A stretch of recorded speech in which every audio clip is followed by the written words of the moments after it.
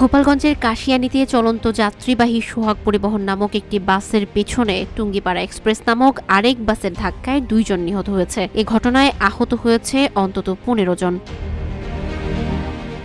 শনিবার সকাল 10:30টার দিকে ঢাকা খুলনা মহাসড়কের হিরণ্যকান্দি এলাকায় সাম্পান হাইওয়ে রেস্টুরেন্টের সামনে এ দুর্ঘটনা ঘটে। নিহতরা হলেন টুঙ্গিপাড়া এক্সপ্রেসের চালক ও জেলা সদরের গোবরা এলাকার মনসুর আলী শেখের ছেলে মন্টু শেখ ও একই বাসের সুপারভাইজার আরিফ হোসেন।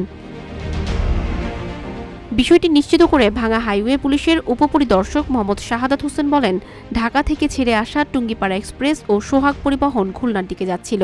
ঢাকা খুলনা মহাসড়কের কাশিয়ানী উপজেলা সাম্পান হাইওয়ে রেস্টুরেন্টের সামনে পৌঁছালে টুঙ্গিপাড়া এক্সপ্রেস সোহাগ পরিবহনকে ওভারটেক করতে গেলে সোহাগ পরিবহনের পিছনে ধাক্কা দেয়। এ সময় টুঙ্গিপাড়া এক্সপ্রেস নিয়ন্ত্রণ হারিয়ে সড়কের পাশের গাছের সাথে সজোরে ধাক্কা লাগে। এতে টুঙ্গিপাড়া এক্সপ্রেসের চালক ও সুপারভাইজার ঘটনাস্থলেই নিহত হন।